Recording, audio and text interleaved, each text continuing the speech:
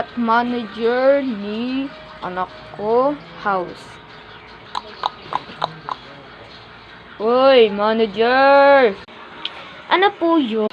Ikaw, hayop ka! Pinatay mo yung anak ko! Ha? Bakit ko naman pinatay yung anak nyo? At hindi ko naman alam bakit siya namatay. Bakit po ba kasi namatay? Ayoko na sabihin, it's a tragic way na namatay siya. Sinakal siya gamit ang gulay na palaya. Hindi na siya makahinga. Tuloy namatay na. Sorry po, naririnig ko po yan. At bakit naman po ako pumatay?